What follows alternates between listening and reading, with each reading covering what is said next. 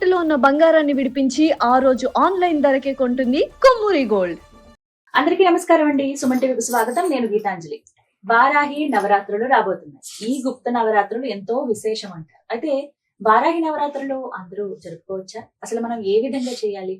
ఇంట్లో గనక మనం పూజ చేసుకుంటే ఏ విధంగా పూజ చేయాలి? నియమాలు ఎలా ఉంటాయి? అమ్మవారికి ప్రత్యేకంగా పూజా విధానం అంటూ ఒకటి ఉంటుందా? అంటే మనం మంత్రాలు చదువుతూ ఉంటాం. ఇవి మనంతట మనం చదవచ్చా? గురువుల ద్వారానే మనం నేర్చుకుని చదవాలా? అంటే ఏ విధంగా పూర్తిగా మనం వారాహి అమ్మవారి అనుగ్రహాన్ని ఈ నవరాత్రుల్లో పొందవచ్చు తెలుసుకుందాం. వివరించేందుకు ప్రస్తుతం మనతో పాటు ఉన్నారు శ్రీ శ్రీ శ్రీ ఆనంద శివకామేశ్వరి సన్నిధానం పీఠాధిపతులు అమ్మ శివకామేశ్వరి ఆనందమయ్యి. అమ్మతో మాట్లాడదాం. అమ్మ నమస్కారం. శ్రీమాత్రే నమః తల్లి. శ్రీమాత్రే నమః. గుప్త నవరాత్రులు వచ్చేసాయి. అవును, చాలా విశేషాలు తెలుసుకోవాలి. అవును. ఇప్పుడు అసలు ఎక్కడ చూసినా అంటే ఇప్పుడని కాదు కానీ గత 2 ఏళ్ల నుంచి చూస్తున్నాం అమ్మ. 2-3 ఏళ్ళు అవును, వారాహి అమ్మవారి గురించి ఎన్ని దేవాలయాలు వచ్చాయి. అవును, అమ్మవారిని విశేషంగా ప్రతిష్ఠించి మరీ పూజలు అవి చేస్తూ ఉన్నారు. అవును, చాలా ప్రత్యేకంగా జరుగుతుంది.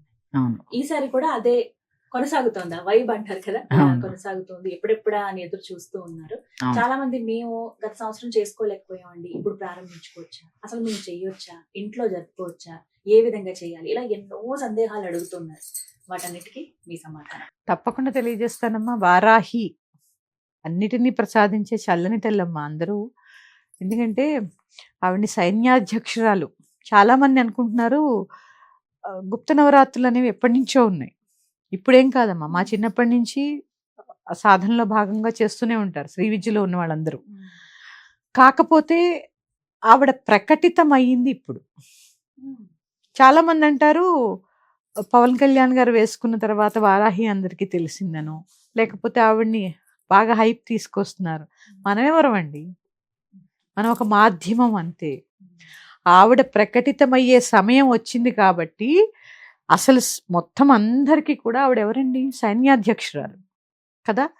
ప్రతి ఒక్కడు లేచిన దగ్గర నుంచి పోరాటమే చేస్తున్నాడా లేదా అమ్మా? ప్రతి మనిషి. ఇప్పుడు మరి ఆవిడ అవసరం ఉందా లేదా? ఎన్ని వ్యూహ రచనలు కావాలి, ఎంత శక్తి కావాలి, ఎంత ధైర్య సాహసాలు కావాలి.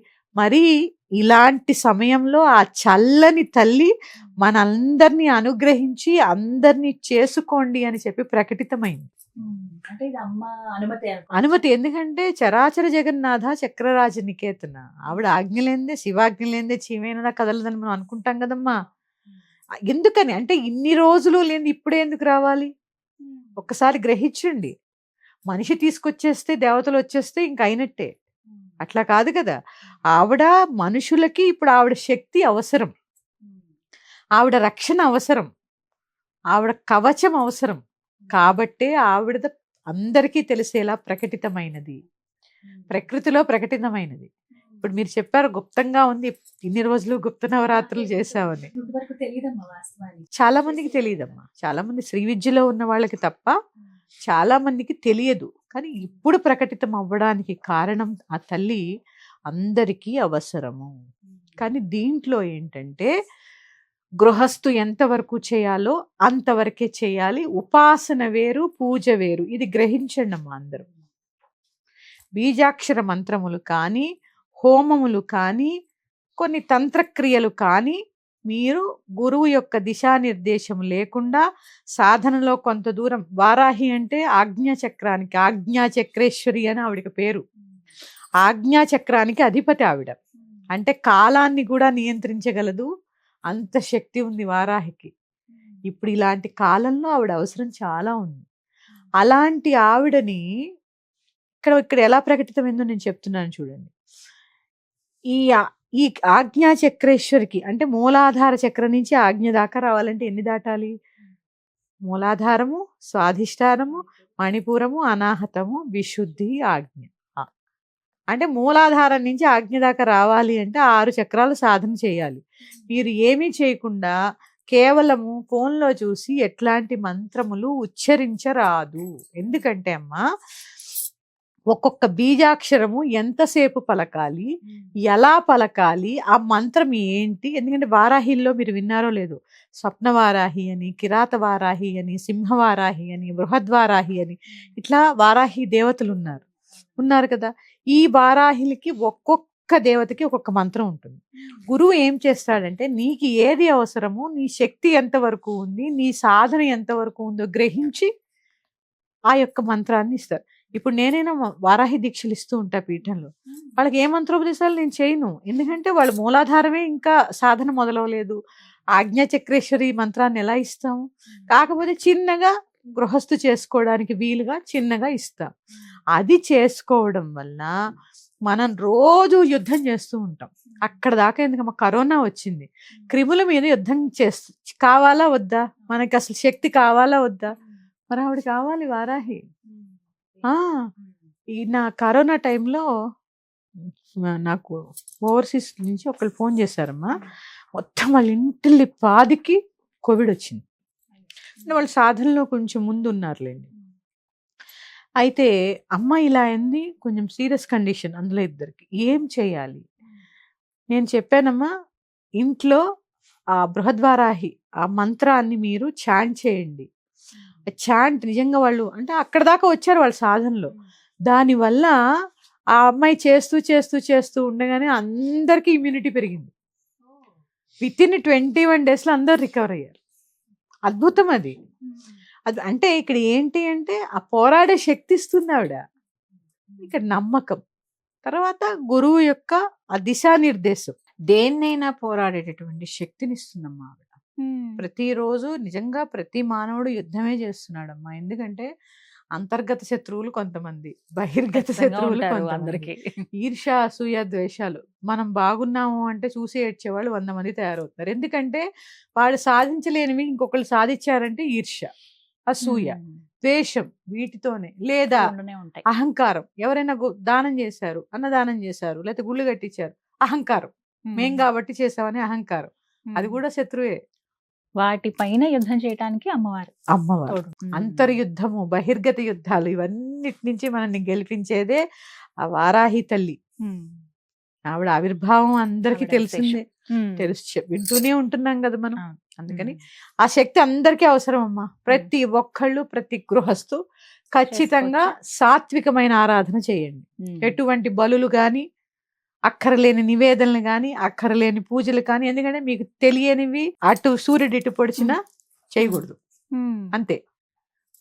ఎంతవరకు గృహస్థ ఎంతవరకు చేయాలో అంతవరకు, ఎంతవరకు మనకు ఆ శక్తి కావాలో అంతవరకే మనం దాన్ని ఉపయోగించుకోవాలి. అలా ప్రతి సంవత్సరం చేసుకోండి అమ్మా. ముఖ్యంగా ధైర్య సాహసాలు పెరుగుతాయి. అమ్మ అనుగ్రహిస్తుంది చాలా. ఆజ్ఞాచక్రేశ్వరి కదమ్మా ఆవిడ, జ్ఞానం ఇస్తుంది. తర్వాత ఇంకోటి ఏంటి తెలుసా అమ్మా, ఈ వారాహిని పూజించడం వల్ల, ఇప్పుడే చెప్పాను ఆజ్ఞాచక్రేశ్వరి, ఈ నిష్ఠగా కనుక 9 రోజులు చెయ్యగలిగితే మనకి ఆ ఏదైనా ఆపద ఉందనుకోండి, ముందుగానే ఏం చేస్తుంది అంటే అలర్ట్ చేస్తూ ఉంటుంది మనం ఒక కళలోనో. ఎందుకంటే స్వప్నవారాహి ఆ కళలోనో లేకపోతే మనసులోనో ఒక హెచ్చరిక వస్తూ ఉంటుంది, ఇది కాదు, ఇలా చెయ్యి, ఇలా వెళ్ళు. ఎందుకంటే ఆవిడ ఎవరు, సైన్యాధ్యక్షురాలు, వ్యూహరచన చేస్తూ ఉంటుంది, సైన్యాన్ని ఎలా పంపించాలి అని. ఇట్లాంటి సంకేతాలు ఉంటాయి. ఆవిడ పేరు సమయ సంకేత. ఆవిడ 12 నామాల్లో ఆవిడ పేర్లమ్మా ఇవన్నీ. అంటే ఇప్పుడు చెప్పండి, అవసరమా లేదా వారాహి? చాలా అవసరం అమ్మ, చాలా అవసరం అండి. అమ్మ, మరి గృహస్థులు వారాహి నవరాత్రులు ఏ విధంగా జరుపుకోవాలి? చాలా మంది కలశం పెట్టుకుని పూజ చేసుకోవచ్చు. మీకు ఇంట్లో కలశం ఆనవాయితీ ఉంటే మాత్రమే. కొంతమంది వరలక్ష్మి వ్రతాలకి వీటికి కూడా పెట్టుకోరు. కలశం ఉంటే మీ ఇంట్లో లలితాదేవి ఫోటో ఉందనుకోండి, ఆ ఫోటో పెట్టుకుని ముందు కలశాన్ని పెట్టుకుని కలశంలో అష్టమాతృకల్ని ఆవాహన చేయాలి. అష్టమాతృకుల్ని ప్రత్యేకంగా వారాహిని ఆవాహన చేసి చక్కగా ఈ 9 రోజులు పూజ చేసుకోండి. కింద కలశం కింద ఒక ప్లేట్లో, పేపర్ ప్లేట్ కాదు, ఇత్తడి ప్లేట్లో నవధాన్యాలు వేయండి. వేసి దాని మీద కలశం పెట్టి ఆ కలశంలో నీటిని, సుగంధ ద్రవ్యాలతో నింపినటువంటి నీటిని పోసి, పంచపల్లవములు దొరికితే వేసుకోండి, లేదంటే మామిడాకులు వేసి ఒక కొబ్బరికాయని పెట్టుకొని ఎర్రటి రవికల బట్టని పెట్టి దానికే అలంకరణ చేసుకోండి. మీ దగ్గర ఏమన్నా నగలుంటే వేయండి, లేదా ఏముంటే నగలేం వేయాలని ఏమీ లేదు, వేసుకొని చక్కగా దానికే 10 రోజులు పూజ చేసుకోవచ్చు. 9 రోజులు అనుకోండి, ప్రతిసారి విజయదశమి. అవును, విజయదశమి. అందుకని మొదటి రోజు కొంతమంది ఏంటంటే అమావాస్య రోజు సాయంత్రమే కలశ స్థాపన చేస్తూ ఉంటారు. ఎందుకంటే నవరాత్రి రాత్రి పూజ పూజ విశేషం కదా, అమ్మా. ఇంకా మొదటి రోజు నుంచి పూజ అర్చిచ్చేస్తూ ఉంటారు, ఉమ్. కలశ స్థాపన చేసేసుకుని. ఉమ్. లేదు మీకు కుదరలేదు, మొదటి రోజు చేసుకోవచ్చు. ఉమ్. ఉదయము సాయంత్రము కూడా నివేదన ఇది కంపల్సరీ. కూడా ఒక సందేహం అమ్మా, ఉదయం సాయంత్రం 2 పూట్ల చెయ్యాలా అంటే రాత్రి ప్రధానం అంటారు కదా, అలా ఏమైనా పూజ చేయాలా? రాత్రి ప్రధానము, ఉదయము పంచపూజలు నివేదన ఖచ్చితం. ఉమ్. ఎందుకంటే మరి పిలిచారు కదా ఆవిడ్ని. ఆ. ఆవిడమ్మ ఇక్కడ వచ్చినప్పుడు కిరిచక్ర రథారూఢ.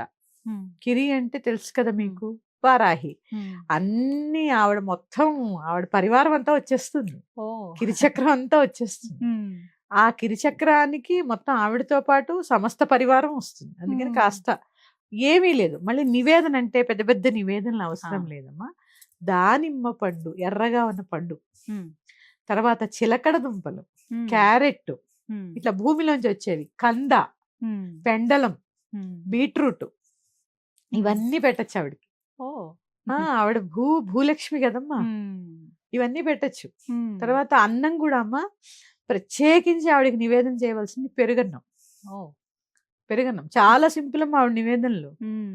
చక్కగా పెరుగన్నం ప్రిపేర్ చేసుకుని ఉమ్. దాని మీద ఈ గింజలు వేసేసి, దానిమ్మ గింజలు వేసేసి చక్కగా నివేదన చేసేసుకోండి. ఈ బీట్రూట్ గాని క్యారెట్ ఇవి పచ్చివి అమ్మ ఉడకబెట్టి పెట్టాలా? ఉడకబెట్టి పెట్టాలి, ఉడికించి చిలకడ దుంప స్వీట్ చేసి పెట్టచ్చు, పచ్చివి లేదా ఉడకబెట్టి కూడా పెట్టచ్చు, కదా. అవును. పచ్చివి కాకుండా. మరి బీట్రూట్ అనుకోండి తురిమి చక్కగా ఏదైనా స్వీట్ లాగా చేసు, హల్వా చేస్తూ ఉంటాం కదా, క్యారెట్ హల్వా, బీట్రూట్ హల్వా, లేదా ఉడకబెట్టి అన్ని కలిపి కలర్ వేసి, బీట్రూట్ కలర్ వస్తుంది కదమ్మా, ఎర్రగా అవుతుంది అన్నం వేసి చక్కగా అన్నం. ప్రతిరోజు అమ్మవారి ముందు ఒక నిమ్మకాయని ఉంచండి. ఆ రోజు పెట్టేశారనుకోండి 9 రోజులు 9 నిమ్మకాయలు అవుతాయి. రోజు ప్రతిరోజు పెట్టుకోండి. లేదా ఆ కుదరని పక్షంలో కలశానికి 4 పక్కల ఆగ్నేయము, ఈశాన్యము, వాయువ్యము, నైరుతి, ఈ 4 పక్కల్లో పెట్టేసుకోండి. పెట్టేసుకుని చక్కగా ఇది అయిపోయిన తర్వాత ఆ నిమ్మకాయలని చక్కగా మీ ఇంట్లో దాచుకోండి. ఎందుకంటే ఆ నిమ్మకాయకి ఆ శక్తి, అమ్మ శక్తి యాక్టివేట్ అవుతుంది అనమాట. కానీ పండు ఎట్టి పరిస్థితుల్లో, చాలా మంది అమ్మవారి దేవాలయాల్లో కూడా పళ్ళు వేస్తున్నారు. పండు కాదమ్మా, కాయ వేయాలి. బాగా నిమ్మకాయే, నిమ్మ పండు కాదు. నిమ్మకాయ దండ వేయండి అంటారు తప్ప నిమ్మ పళ్ళు దండ వేయమన్నారు. కాయలే వేయాలి. ఇక్కడ పెట్టినప్పుడు కూడా కాయలే పెట్టుకోవాలి. అందుకని సాత్విక ఆరాధన ఏంటి, షోడశోపచార పూజ. అసలు పూజా విధానం ఏంటి? అమ్మకి ఖచ్చితంగా షోడశోపచారాలు పూజ చేయవలసిందే. మీకు ఏది రాదు శ్రీ సూక్తంతో చేసుకోండి. హిరణ్యవర్ణం హరిణీం వస్తుంది కదా, గూగుల్లో కొడితే మీకు వస్తుంది. 16 ఉపచారాలు చేసుకోండి. తర్వాత వారాహి అష్టోత్తరము, వారాహి కవచం. కవచం చాలా ఇంపార్టెంట్ అమ్మా. దేవీ దేవతలకి ఇట్లాంటి నవరాత్రుల సమయాల్లో కవచం అసలు రోజు చదువుకుంటే చాలా మంచిది. కవచం అనేది చాలా, కవచం అంటే షీల్డ్, ప్రొటెక్షన్ షీల్డ్ అనమాట. మనకి కూడా సప్తశతిలో దేవీ కవచం అని ఉంటుందమ్మా. ఆ దేవీ కవచంలో ఏ అవయవాన్ని ఏ దేవత పాలిస్తుందో కూడా చెప్తారు. అలా ఉన్నప్పుడు ఆ దేవతను తలుచుకుని చేయి నొప్పి ఉందనుకోండి, మనం ఇలా అనుకుంటూ జపం చేసుకుంటూ ఉంటే అది ఆ నొప్పి తగ్గుతూ ఉంటుంది. ఇది నేను అనుభవపూర్వకంగా చెప్తున్నాను, అనుభవపూర్వకంగా చెప్తున్నాను. అందుకని కవచము అనేది ఒక ప్రొటెక్షన్ అన్నమాట మనకి, ఇంటికి ఒంటికి కూడా ప్రొటెక్షన్. కవచం చదువుకోండి. తర్వాత అమ్మవారి యొక్క 12 నామాలు చాలా విశేషం. ఈ విశేషము మీరు కుదిరితే కంద దీపాన్ని పెట్టుకోండి. ఎలా అమ్మా కంద దీపం? ఈ చిన్న కందని తీసుకుని హోల్ చేసి నువ్వుల నూనె వేసి ఒత్తులు వేసుకుని దాంట్లో మీరు ఏం చేస్తారంటే నువ్వుల నూనెలో కొద్దిగా కుంకుమ వేయండి. కొద్దిగా 9 రోజులకి సరిపడా, కొద్దిగా ఎర్రగా అవుతాయి ఒత్తులు. ఇవి వేసేసి దీపారాధన చేసుకోండి. ఎందుకంటే అమ్మా కంద ఎందుకు ప్రత్యేకత అంటే, చాలా మంది దుంప తెగ అని తిడుతూ ఉంటారు. అది ఎంత పెద్ద తిట్టు తెలుసా? కందకి ఏంటంటే పిలకలు వస్తూ ఉంటాయి కదా, మొక్క తీసేసినా మళ్ళీ వచ్చేస్తూనే ఉంటుంది. అంటే వంశవృద్ధి కోసం. అందుకే ఆషాఢ అమావాస్య, పోలాల అమావాస్యకి కంద పూజ చేస్తూ ఉంటారు. ఇది తీసినా వస్తూ ఉంటుంది కంద, పిలకలు వచ్చేస్తూనే ఉంటాయి. అంటే వంశం అలా వృద్ధి చెందాలి. దుంపదెగ అంటే నీ వంశం అక్కడికి నాశనం అయిపోవాలని అర్థం. చాలా పెద్ద తిట్టు దుంపదెగ అని ఏదో సరదాగా అనేస్తారు కానీ దుంపదెగ అని అస్సలు అనకూడదు. దుంపదెగ అంటే నీ వంశం అక్కడతో ఆగిపోవుగాక అని శపించడం అనమాట. అంత పెద్ద అర్థం ఉంది దానికి. ఈ కంద దీపం వల్ల ఆ తల్లి చక్కగా సంతాన వృద్ధిని కలగజేస్తుంది, వంశవృద్ధిని. నేను అన్ని భూమిలోంచి వచ్చినవే పెడతాం కదా, ఆ కంద కూడా భూమిలోంచి వచ్చిందే కదా. దానివల్ల ఆ వంశాన్ని వృద్ధి చేస్తుంది అనమాట, పుత్ర పౌత్రుని కలగజేస్తుంది ఆ తల్లి. తర్వాత కంద అట్లు కూడా వేస్తారమ్మా, కంద రుబ్బి దోశలా వేస్తారు, అది కూడా నైవేద్యం చేయొచ్చు అమ్మవారికి. కందతో చేసినవి కూడా నివేదన చేయొచ్చు. ఇవన్నీ కూడా సాత్వికమైన పూజలే. కానీ మీరు యజ్ఞయాగాది క్రతువులు చేసుకోవాలన్నా, హోమాలు చేసుకోవాలన్నా, లేదా తర్పణాలు, హోమాలు చాలా ఉంటాయి అమ్మవారికి. ఇప్పుడు మాకు ఉపాసనలో ఉన్న వాళ్ళకి చాలా ఉంటాయి. ఖచ్చితంగా గురువుల్ని సంప్రదించవలసిందే. చేసుకోవాలి. తర్వాత అమ్మవారికి ఎర్ర చందనమ్మాలతో జపం చేయడం కూడా చాలా విశేషం. ఆ ఎర్ర చందనమ్మాలతో జపం, మీ ఒక నామం ఓం శ్రీ వారాహీదేవ్యే నమః చాలు. ఈ నామం ఒక్కటే చేసుకోండి. ఈ నామంతో మీరు దేవ్యే నమః ఆ తల్లిని చక్కగా ప్రార్థించుకోండి. చక్కగా 108 సార్లు ఇదే జపం చేసుకోండి. మీకు గురువుల ఉపదేశాలు ఉంటే ఏ ఉపదేశం ఉంటే ఆ మంత్రం చేసుకోండి. ఉపదేశం ఉన్న వాళ్ళ పద్ధతి అంతా వేరుగా ఉంటుంది కదమ్మా, వాళ్ళకంతా నియమాలు ఉంటాయి. మీకు కూడా కుదిరితే శరన్నవరాత్రులు ఎలా పాటిస్తారో అలాగే పాటించాలి. భూసేనం, ఏకభుక్తం. తర్వాత చాలా ముఖ్యమైనది, నేను ఎప్పుడూ చెప్పేది, కోపం అస్సలు తెచ్చుకోకూడదు. దూషించడం, అబద్ధం చెప్పడం. ప్రత్యేకించి ఈ వారాహి నవరాత్రుల్లో అసత్యం పలకరాదు ఖచ్చితంగా. అంటే దీక్ష అంటే దీక్షే. దీక్ష ఎందుకు? దక్షత కలిగించేది దీక్ష. మనకి మంచి జరగాలని కదా మనం వేసుకుంటాం. అసత్యం దోషం, అదొక అసత్య దోషం అవ్వకూడదు అనమాట. ఇలా పాటించండి చాలు. భూసేనం చేయండి, అల్లము అదే ఉల్లిపాయ వెల్లుల్లిపాయ లేకుండా భోజనం, ఇవి చాలా బ్రహ్మచర్యం కంపల్సరీ. అమ్మ, ఈ గుప్త నవరాత్రుల్లో ఇప్పుడు 9 రోజులు చేయలేని వాళ్ళు ఉంటారు. అలా విశేషంగా ఈ రోజులు చాలా ప్రత్యేకం అన్నటువంటివి ఏమైనా ఉన్నాయా? ఉన్నాయి. ప్రతిపద అంటే ప్రతి అంటే మొదటిది, పద అంటే అడుగు, అంటే పాడ్యమి మొదటిది. కృష్ణ ప్రతిపద, శుక్ల ప్రతిపద అంటూ ఉంటాం కదా. అవునమ్మా. మొదటిది పాడ్యమి. పంచమి చాలా విశేషం వాళ్ళకి. వారాహి తల్లికి ఆవిడ ద్వాదశ నామాల్లో ఒక నామం పంచమి. ఆ నామము ఈ పంచమి ఏ రోజు కుదరలే, పంచమి రోజు చేసుకోవచ్చు. తర్వాత సప్తమి, అష్టమి, నవమి, ఈ 3 కూడా చాలా విశేషం. ఈ 3 రోజులు, ఆఖరి 3 రోజులు చేసుకోవచ్చు. పంచమి రోజు చేసుకోవచ్చు, సప్తమి, అష్టమి, నవమి కూడా చేసుకోవచ్చు. లేదా పంచమి రోజు కలశ స్థాపన చేసి నవమి దాకా చేసుకోవచ్చు. ఇప్పుడు ఎవరికైనా రజస్సుల దోషం అడ్డం వచ్చింది అనుకోండి, ఫస్ట్ డే 3 days పంచమి రోజు చేసుకోవచ్చు. పంచమి మొదలు పెట్టి నవమి దాకా చేసుకోవచ్చు, లేదా ఆఖరి 3 రోజులు కూడా చేసుకోవచ్చు. ఇక మొదలు పెట్టిన తర్వాత పాపం కొంతమంది స్త్రీలకి మధ్యలో రజస్సులు వస్తుంది. వాళ్ళని మీరు బయట కూర్చోండి, కలపద్దు. ఇంట్లో ఎవరైతే మీ వారో పిల్లలో వారి చేత దీపారాధన చేయించి ప్రతిరోజు కాస్త పెరుగన్నం నివేదన చేయించండి. ఎందుకంటే ఆవాహన చేశారు, మధ్యలో తీయలేరు, ఉద్వాసం చెప్పడానికి లేదు. ఎందుకంటే మీరు నవరాత్రి అనే ఆవాహన చేస్తారు. మీ స్నానం ఎప్పుడైపోతే అప్పుడు, లాస్ట్ లో వచ్చింది అనుకోండి, మీ స్నానం ఎప్పుడైపోతే అప్పుడు ఉద్వాసం చెప్పుకోండి. వేరే ప్రత్యామ్నాయం లేదు. ఖచ్చితంగా దీపారాధన, పెరుగన్నం అయితే నివేదన చేయించండి. ఏది దొరకలేదమ్మా, రోజు దానిమ్మ పండు నైవేద్యం పెట్టండి. పెరుగన్నం అందరిళ్లలో ఉంటుంది. ఎర్రటి పళ్ళు, బీట్రూట్ ముక్కలు, క్యారెట్ ముక్కలు, చిలకడ దుంపలు, పెండలము, చామగడ్డ, ఇవన్నీ పెట్టచ్చు. బంగాళాదుంప, దుంపలే అన్ని పెట్టచ్చు. చెప్తున్నాను కదా, సాత్వికమైన నివేదన, సాత్వికమైన పూజ చక్కటి ఫలితం ఇస్తుంది. సింపుల్ గా చేసుకోవచ్చు. వారాహి అమ్మవారి ఫోటో ఎటువంటిది పెట్టుకోవాలమ్మా? చాలా మంది ఏంటి, ఎందుకు అలాంటివి తెచ్చుకున్నారు, అవి ఇంట్లో పెట్టుకోకూడదు అని గబుక్కుని ఒక మాట వింటూ ఉంటాం. అంటే అమ్మవారు కొంచెం ధూమ్రవర్ణంలో ఉన్నటువంటి వారాహి అమ్మవారు గాని ఇలా విశేషంగా ఉన్నవి, మీరు శ్వేత వారాహి అమ్మవారినే పెట్టుకోండి అని కొంతమంది చెప్పటం, ఇలా కొద్దిగా ఈ సందిగ్ధత ఏర్పడిపోయింది. మరి ఎలాంటి ఫోటో తెచ్చుకోవాలమ్మా? మీరు చెప్పినట్టు అమ్మవారు శ్వేతవర్ణంలో ఉండాలి, హలము ముసలము ధరించి ఉండాలి.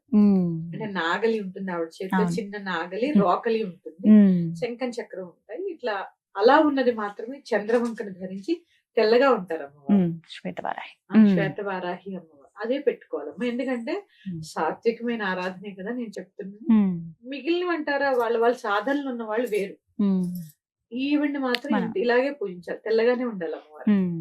అలాగే చివరి రోజమ్మా పూజ ఎలా ఉంటుంది? 9వ రోజు పూజ కూడా పూర్తి అయిపోయిన తర్వాత ఆ రోజు పూర్ణాహుతి ఇచ్చేయచ్చు, ఉమ్. కానీ రాత్రి ఉద్వాసం చెప్పడానికి లేదు. ఎందుకంటే నవరాత్రులు ఆ, పూర్తి కదా. అవ్వాలి. చాలా మంది తెలియక ఆ రోజు ఆ రాత్రి రాత్రి ఉద్వాసం చెప్పేస్తారు. చెప్పేస్తారు, చేయకూడదు.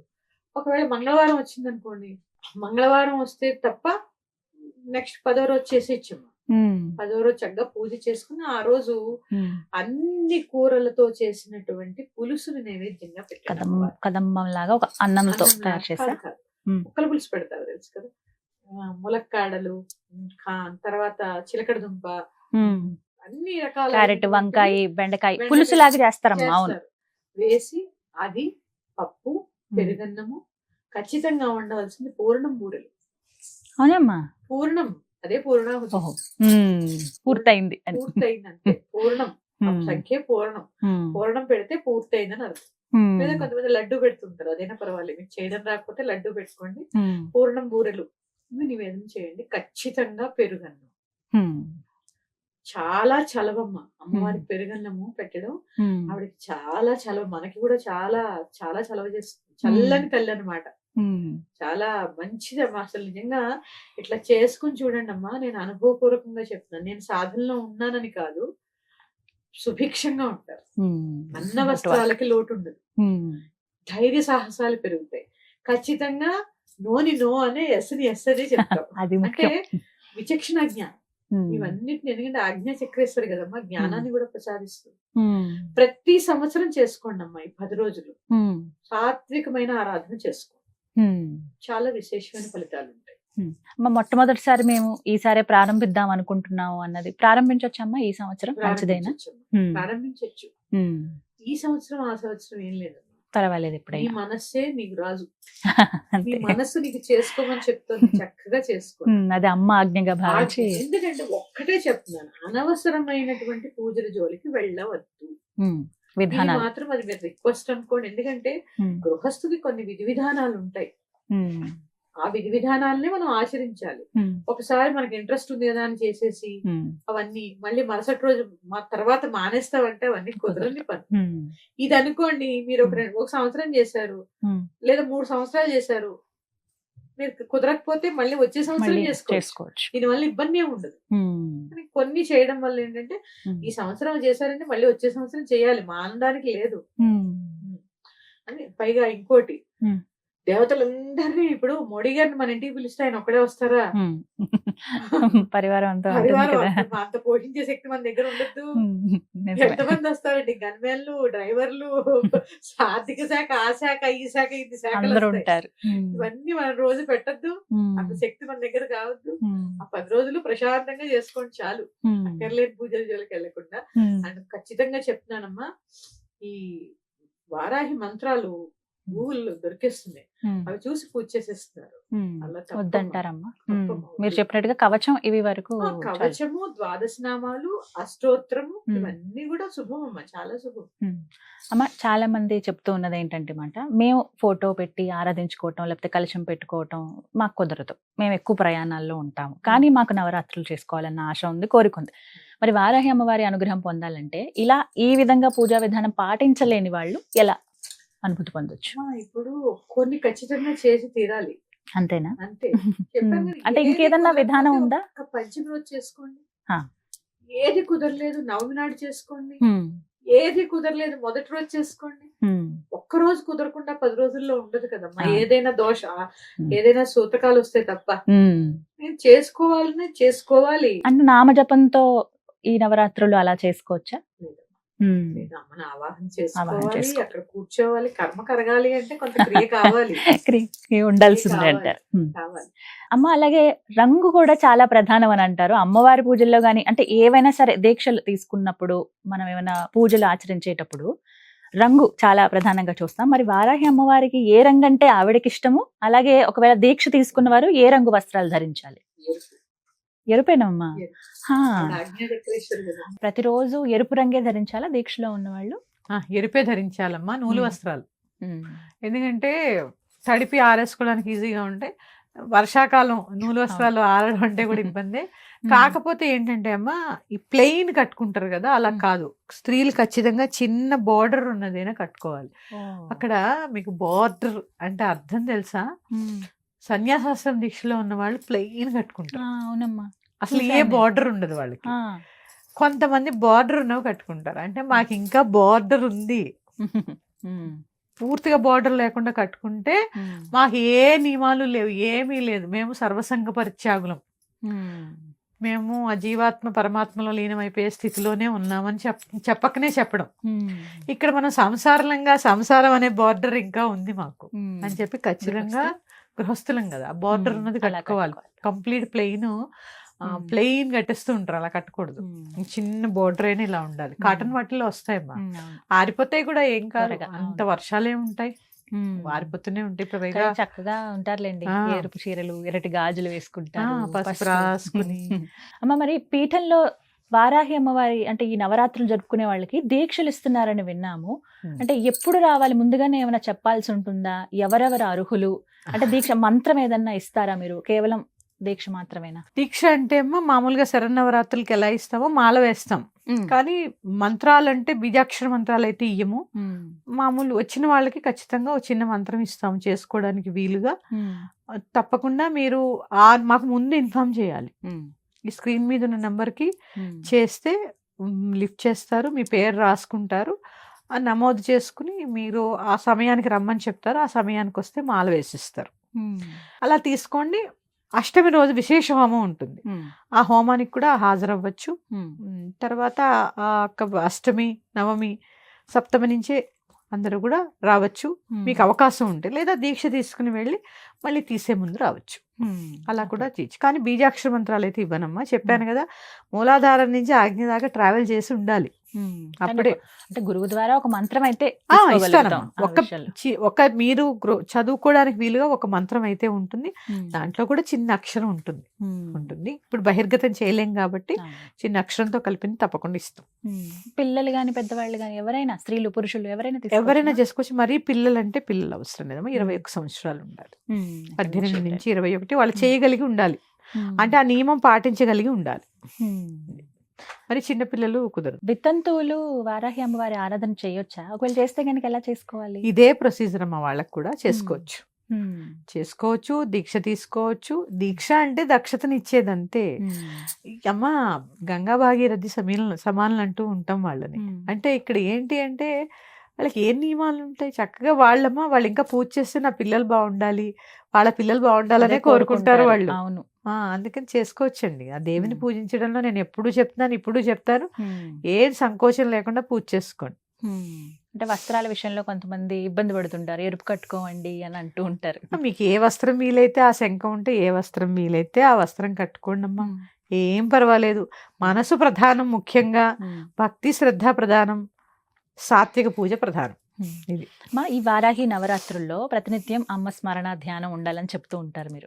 ఇందులో భాగంగా అమ్మవారి 12 నామాలు అసలు ఏమిటి, వాటి గురించి చెప్తే మేము ప్రతినిత్యం పఠించుకునేందుకు వీలుగా ఒక్కొక్కటి మాకు వివరిస్తారా? ఓం పంచమ్యే నమః, ఓం దండనాథాయే నమః, ఓం సంకేతాయే నమః, ఓం సమయేశ్వర్యై నమః, ఓం సమయ సంకేతాయే నమః, ఓం వారాహ్యై నమః, ఓం కోత్రిణ్యై నమః, ఓం శివాయై నమః, ఓం వార్తాళ్యై నమః, ఓం మహాసేనాయై నమః, ఓం ఆజ్ఞాచక్రేశ్వర్యై నమః, ఓం అరిజ్ఞై నమః. ఇది దీక్ష తీసుకుని పీఠానికి వచ్చే వాళ్ళకి ఇంకొంచెం వేరే విధంగా చెప్తాం. అంటే అన్ని ఇలా చెప్పలేం కాబట్టి నా దగ్గరకు వచ్చి దీక్ష తీసుకునే వాళ్ళకి కొంచెం వేరేలాగా చెప్తాం. ఈ 12 నామాలు ప్రతిరోజు చదువుకోండి, నవరాత్రులే కాదు, ప్రతిరోజు చదువుకోండి. ఆవిడ చూడండి, సమయ సంకేత ఆవిడ నామం, సమయానికి మనల్ని అలర్ట్ చేస్తూ ఉంటుంది ఆ తల్లి. అంటే ఆ వచ్చే దోషాల నుంచి, ఆ విఘ్నాల నుంచి మనల్ని పక్కకి జరుపుతూ ఉంటుంది. అందుకని చక్కగా చేసుకోండి. నవరాత్రుల్లో 3 పూట్ల పఠించండి, ఉదయము, మధ్యాహ్నము, సాయంత్రం 3 పూట్ల పఠించడానికి ప్రయత్నం చేయండి. చాలా చిన్నవి అమ్మ, చాలా చక్కగా వివరించారు. మీరు చెప్పిన విధంగా సాత్విక పద్ధతిలో మేము ఈసారి చక్కగా అమ్మవారి ఆరాధన చేసుకుంటాము. మీరు చెప్పినట్టు అంటే చాలా వరకు విలువైన విషయాలు చెప్పారు, ఏ విధంగా చేసుకోవాలి అని. అంటే ఎలా చేయాలో అని ఎంత బాగా చెయ్యాలేమో అదే విధానమేమో అని భయపడి ఇన్ని రోజులు చేయలేదు వారాహి అమ్మవారి పూజ.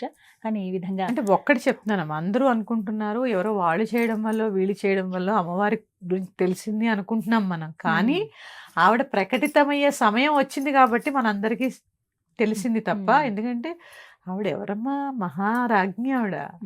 ఎందుకంటే ఆవిడే లలితా స్వరూపం, ఆవిడ నుంచి వచ్చిందే కదమ్మా. భజే శ్రీచక్ర మధ్యస్థాం దక్షిణోత్తరయో సదా శ్యామా వార్తాళి సంసేవ్యాం భవానీం లలితాంబికాం. అంతే కదా. అది ఎడా సుషుమ్న పింగళ, ఈ మూడు ఎక్కడ వేరుగా ఉన్నాయి, ఒక్కలాగే ఉన్నాయి. అందుకని ఆవిడ ప్రకటితమయ్యే సమయం వచ్చింది కాబట్టి ప్రకటించబడ్డారు తప్ప మనమేమి ఆవిడ్ని ప్రకటించలేదు. కొంతమంది ఏంటంటే నేనే దేవుళ్ళని చెప్తూ ఉంటారు కదా చాలా మంది. అలా కాదు కదా, ఆవిడ ఎప్పుడో ఉంది, ఇప్పుడు ఈ సమయానికి ఆవిడ అవసరం కాబట్టి అందరికీ అర్థమయ్యేలాగా ఆవిడ బయటపడింది అంతే.